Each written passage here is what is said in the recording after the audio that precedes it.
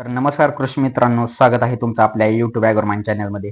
तर कृषी मित्रांनो, आत्ताच झालेल्या सॉइल आणि AECच्या क्वेश्चन पेपरमध्ये आपण दिलेल्या मोस्ट प्रोबेबल पैकी ऑलमोस्ट भरपूर क्वेश्चन हे आले होते. तर आपण या व्हिडिओमध्ये आज बघणार आहे MDC 111 म्हणजे फार्मिंग बेस्ड लाईव्हहुड सिस्टीमचा जो सब्जेक्ट आहे, त्या सब्जेक्टमध्ये आपल्याला IMP क्वेश्चन आणि मोस्ट प्रोबेबल क्वेश्चन कसे असणार आहेत आपण या व्हिडिओमध्ये बघणार आहे. तर कृषी मित्रांनो, तुम्ही एक लक्षात ठेवायचं आहे, हा MDC 111चा जो सब्जेक्ट आहे तो ऑल फॅकल्टीसाठी म्हणजे ॲग्रिकल्चर मधील BSc agri, horti, ABM, BTech, food tech, biotechnology, agri engineering आणि फॉरेस्ट्रीसाठी हा कॉमन सब्जेक्ट असणार आहे.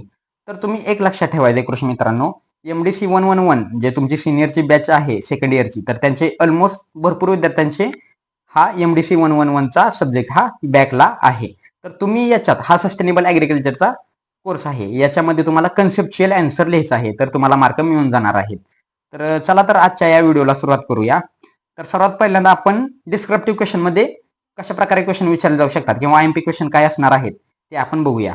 तर सेक्शन ए मध्ये आपल्याला क्वेश्चन नंबर फर्स्ट ए मध्ये आपल्याला explain status and role of agriculture in Indian economy म्हणजे स्टेटस आणि रोल ॲग्रिकल्चरचा इंडियन इकॉनॉमी मध्ये काय आहे ते हे आपल्याला विचारलं जाऊ शकतं. आता बी मध्ये आपल्याला explain the role of farming system in rural livelihoods म्हणजे रोल ऑफ फार्मिंग सिस्टीमचा रुरल लाईव्हहुड मध्ये विचारला जाऊ शकतो. आता क्वेश्चन नंबर सेकंड मध्ये ए मध्ये आपल्याला डिफरन्स हा विचारला जाऊ शकतो. तर तो डिफरन्स आपल्याला differentiate between urban livelihood pattern and rural livelihood pattern मध्ये विचारला जाऊ शकतो. म्हणजे अर्बन लाईव्हहुड पॅटर्नचा आणि रुरल लाईव्हहुड पॅटर्नचा डिफरन्स हा विचारला जाऊ शकतो. आता त्याच्यातल्याच बी मध्ये आपल्याला डिफरन्सच विचारला जाऊ शकतो. म्हणजे आपल्याला ट्रेडिशनल अँड मॉडर्न फार्मिंग सिस्टीमचा हा डिफरन्स विचारला जाऊ शकतो. आता क्वेश्चन नंबर 3 मध्ये ए मध्ये आपल्याला define livelihood and explain its concept म्हणजे लाईव्हहुडची डेफिनेशन आणि त्याचा कन्सेप्ट पण आपल्याला हा विचारला जाऊ शकतो. आता त्याच्यामध्ये बी मध्ये आपल्याला enlist the sources of income and give the factors affecting income of farmer and rural people in India हे पण आपल्याला क्वेश्चन हा विचारला जाऊ शकतो. आता क्वेश्चन नंबर 4 मध्ये आपल्याला state importance of livestock enterprises and their management म्हणजे लाईव्हस्टॉक एंटरप्राइजेसचा इम्पॉर्टन्स आणि त्याचे मॅनेजमेंट आपल्याला हा विचारला जाऊ शकते. नंतर क्वेश्चन नंबर 5 मध्ये आपल्याला enlist and explain different indicators of study livelihood systems म्हणजे स्टडी ऑफ लाईव्हहुड सिस्टीमचं वेगवेगळे इंडिकेटर पण आपल्याला विचारले जाऊ शकतात.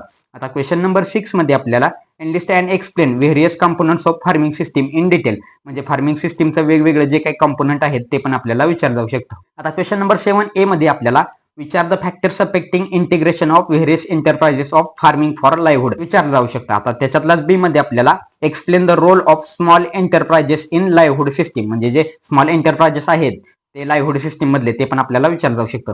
आता क्वेश्चन नंबर 8 मध्ये आपल्याला explain the importance of medium and large enterprises in farming. आता क्वेश्चन नंबर 9 मध्ये आपल्याला enlist agro climatic zones of India give the characteristic of any one of the agro climatic zones of the India म्हणजे आपल्याला agro climatic जे zone आहेत ते आपल्याला विचारले जाऊ शकतात आणि त्याच्यातला कुठलाही एक झोन आपल्याला एनलिस्टिंग साठी हा विचारला जाऊ शकतो. आता क्वेश्चन नंबर 10 मध्ये आपल्याला explain the risk factor associated with farming based livelihood system हे पण आपल्याला विचारलं जाऊ शकतं. आता क्वेश्चन नंबर 11 मध्ये आपल्याला explain the role of NABARD, ICAR and other organisation in promoting commercial models म्हणजे वेगवेगळे जे ऑर्गनायझेशन आहेत जे आपल्याला प्रमोशन कमर्शियल मॉडेलचं करतात ते पण आपल्याला विचारलं जाऊ शकतं. आता क्वेश्चन नंबर 12 मध्ये आपल्याला शॉर्ट नोट ही विचारलं जाऊ शकते. म्हणजे आपल्याला शॉर्ट नोट कशा प्रकारे विचारलं जाऊ शकते ते आपण बघूया. तर शॉर्ट नोट आपल्याला इंटिग्रेटेड फार्मिंग सिस्टीम, नंतर ॲक्वाकल्चर, नंतर role of private sector in livelihood promotions आणि नंतर आपल्याला इम्पॅक्ट ऑफ डिजिटलायझेशन पण शॉर्ट नोट विचारलं जाऊ शकते. आता सेक्शन बी मध्ये आपण बघूया. तर सेक्शन बी मध्ये तुम्हाला 2 मार्कला अशा प्रकारे क्वेश्चन हे विचारले जाऊ शकतात. तर क्वेश्चन नंबर फर्स्ट मध्ये आपल्याला give short note on ALS framework.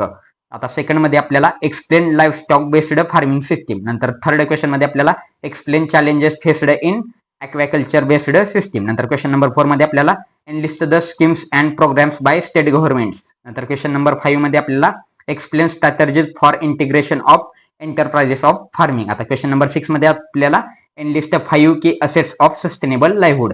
अशा प्रकारे आपल्याला 2 मार्काला शॉर्ट क्वेश्चन हे विचारले जाऊ शकतात.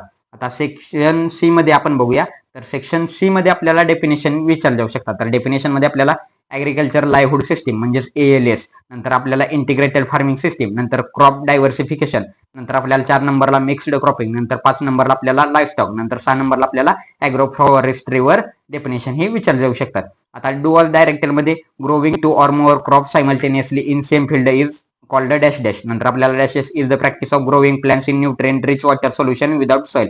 नंतर dash dash is the practice of alternating crops to enhance soil health and reduce pest. आता नंतर 4, 5, 6, 7 हे तुम्ही रीड करून घ्या. आता नंतर आपल्याला मॅच द फॉलोइंग पण याच्यात विचार जाऊ शकतात. तर त्याच्यामध्ये ए मध्ये आपल्याला सर्क्युलर इकॉनॉमी, नंतर पीएम किसान, नंतर फार्मर फर्स्ट, नंतर व्हॅल्यू ऍडिशन. आता बी मध्ये आपल्याला RS 6000 per year, ICAR local processing, waste to resources. तर अशा प्रकारे हे IMP क्वेश्चन आणि मोस्ट प्रोबेबल क्वेश्चन हे आपल्याला MDC 11 साठी असणार आहेत. आता हा जो MDC 11 कोर्स आहे आणि याचं जे स्टडी मटेरियल आणि हा कोर्स सर्व फॅकल्टीसाठी म्हणजे ऍग्रिकल्चर मधील जेवढ्या काही सगळ्या फॅकल्टी आहेत त्या फॅकल्टीसाठी हा कॉमन कोर्स आहे आणि याचं सर्व स्टडी मटेरियल सर्व फॅकल्टीसाठी हे सेमच असणार आहे. आता याचं सर्व स्टडी मटेरियल आपल्या ॲग्रोमाइंड टेलिग्राम चॅनलवर अपलोड केलेलं आहे. त्याची लिंक व्हिडिओच्या डिस्क्रिप्शन मध्ये दिलेलं आहे, तिथून तुम्ही ते डाउनलोड करू शकता. आणि या मोस्ट प्रोबेबलची PDF पण डायरेक्ट आपल्या ॲग्रोमाइंड टेलिग्राम चॅनलवर आपण अपलोड करणार आहोत, तिथून तुम्ही ते डाउनलोड करू शकता. आणि अशाच नवीन व्हिडिओसाठी आणि अपडेटसाठी आपल्या या YouTube ॲग्रोमाइंड चॅनलला सबस्क्राईब करा आणि सर्व स्टडी मटेरियलसाठी आपल्या या टेलिग्राम ॲग्रोमाइंड चॅनलला पण जॉईन करा. थँक्यू.